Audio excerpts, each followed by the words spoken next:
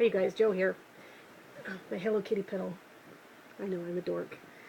This week's topic is gendered things. How do you deal with gendered things? It's a good one. I'm really looking forward to it. I'm very much on the same page as Ricky, as often I am.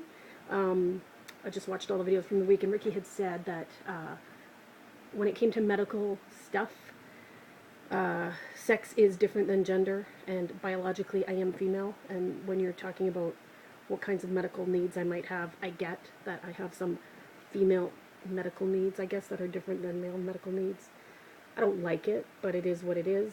I'm a week and a half away from being 40, so you'd think after 40 years I would be, okay with this. Not okay with it, but I've come to accept it. It is what it is. What's funny is that at my doctor's office, I'm listed as Joanne on all their forms, and I don't know that I've ever really tried to correct them, which is weird because I correct everybody when they call me that. My name is Joe, but medically or whatever, I'm, officially on my medical. In Ontario, health insurance is a government thing. It's all, we have whatever universal health care, and everybody has an OHIP card. OHIP is Ontario Health Insurance Plan, and it has my legal name on it. So my doctor has always called me that, and it's funny because the nurse down at my doctor's office, her name is Elizabeth. I've always called her Elizabeth. She's always called me Joanne, year after year after year. And I just found out recently that everybody in her world calls her Lizzie. I overheard the other nurse calling her Lizzie. And I said, "You go by Lizzie?" She said, "Yeah, everybody calls me Lizzie." And I said, "News to me." I said, "Everyone calls me Joe." And she said, "News to me." It was kind of funny. But, yeah, I guess, you just get these formal environments where you've got, your name on a form or something, and people just feel that that's what they're going to call you. At work, luckily, we have a system where I think we could put a preferred name in, so I was able to put Joe.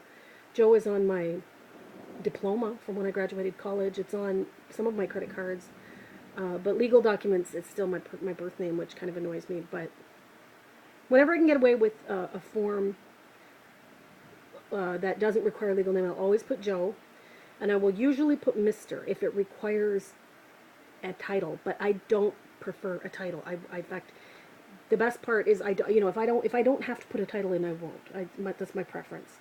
I don't like having to pick, and I don't like the fact that the women's options all suck, which is married, unmarried, or feminist, basically. Which I'm okay with being a feminist, but Ms., Miss, and Mrs. Men don't have that fucking bullshit option. It's just Mr. Like if you're a man, you're Mr. And if so, yeah, I just want the one. I don't want options. I want one. And if you're gonna only give me one, then the male is the one. I'll pick that one. I get angry about it. I guess the question was, how do you deal with gendered things? And the answer is angrily. Okay, what else have we got here? Clothes shopping. Some time ago, my friend and I went shopping. This girl that I hadn't seen in many years, and we went to Value Village. I don't know if you guys have them. It's like a thrift shop or whatever, a gigantic thrift store. And she was looking for a sweater. We were in Thunder Bay. That's right. We were camping, and it was really cold in northern Ontario. And she had never been to the store. She said, "Where's the sweaters?" And I said, "I don't know. Do you want men's or women's?" And she looked at me and she said, "Well, women's." I said, "Okay, well, there's the women's over there or whatever." And it was weird because for me, I'm not bound by half the store. I can shop at either side of the store. I don't care. It doesn't bother me none. So clothes shopping, I have never cared much for female clothing. I was looking at women's clothing. It's so flimsily made. Men's clothing is always made better. So I tend to err on the side of men's because I'm top heavy. I'm like some of the other people on the channel this week. I think it might have been Christina. Somebody, it was one of the born female gender queers on this channel had said that they have to wear a bra. Right? So I have to wear a bra. And I'm not crazy about that fact, but it is what it is. But as far as shirts, and then 9 times out of 10 I wear a tank top and a collared shirt because my work requires that I wear a collared shirt. So 9 times out of 10 I wear a men's collared shirt over top of like a woman's tank top and a pair of jeans or a pair of shorts or whatever. I have a strange body shape such that I can get away with a lot of men's clothing, like on the bottom, because I don't have much of a waist. So I wear men's shorts a lot. I have no issues shopping in either side of the store. I feel a little bit weird shopping in women's wear. I feel like a bit of an imposter when I'm in the women's section, just because there's women's clothing I would never really wear, like delicate, weird things. I feel like a bull in a china shop, kind of like I'm not really supposed to be there. I'm not supposed to be in that section of the store. Like I'll rip it or I'll stain it or something, right? Um, Bathrooms. Back in the gay 90s, I used to go to gay bars all the time, gay clubs. And that was when I first discovered that most gay bars had a women's room and a men's room, but nobody abided by it. Everybody just went into any old bathroom. And I remember the cheap thrill that that gave me. I used to just love that about those bars in the 90s. And I used to stand in the shorter line. And I'm kind of a bit of a hippie pig. Like, I don't, I shouldn't say that, but I'm a hippie insofar as, like, grossness doesn't bother me the way it bothers a lot of people. A lot of people wouldn't want to use the men's room because it's gross or it's dirty. I just, hover. I use toilet paper or whatever. Like, I'm not terribly grossed out by grossness the way some people are. So I will use the men's room if I have to, or the outhouse, or whatever, the women's room. I could care less.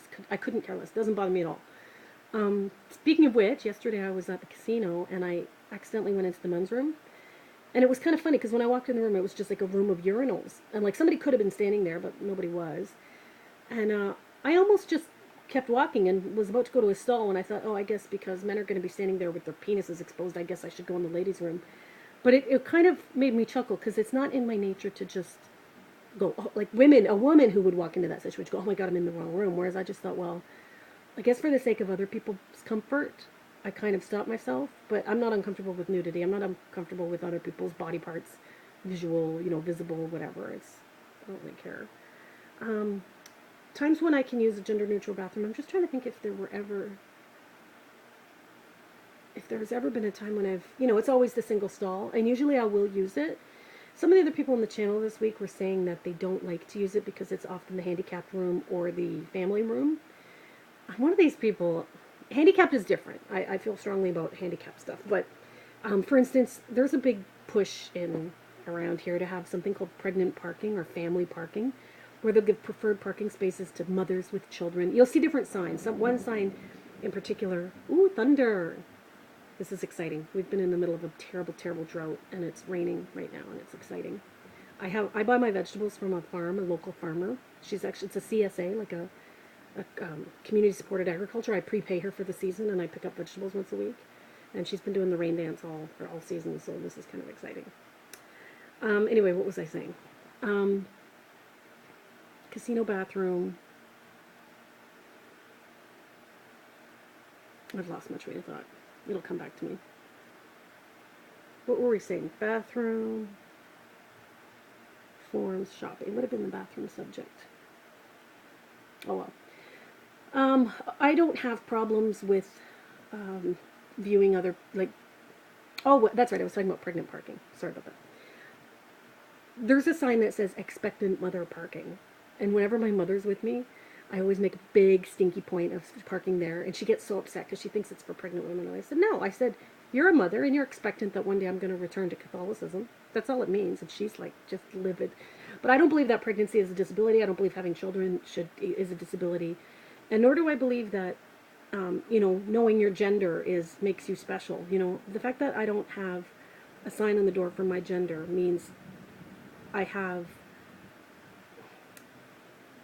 less options than you or whatever. Well, if they're going to set aside a separate bathroom for someone like me and couple that with, families and disabled people, well, that still includes someone like me, and I'll take it. I will, unless someone's in line, but rarely are people in line for the single stall. I mean, really.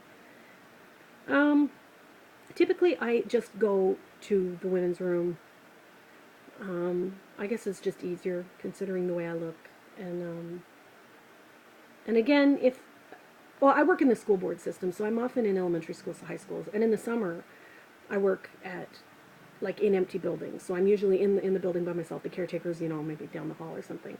And I always, always use whatever bathroom's closest, including men's, including children's. I have sat on kindergarten-sized toilets. It's kind of funny. I just use whatever bathroom's closest. I don't have any issues with that whatsoever. And oftentimes with women's and men's teachers' bathrooms, they're often single stall, and they often require a key, and it's the same key for both. And if the women's room is in use, I will use the men's. No problem at all. Even if people are in the building, and even if people see me walk out of it, it's okay. I don't care.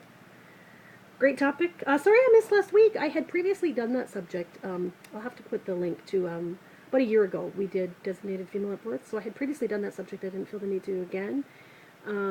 Also, this week we have some new people. They're not here yet, although Ottawa Trans Guy is on board. Alex, you met him last week. And there's a new person coming soon. There's a little teaser for you.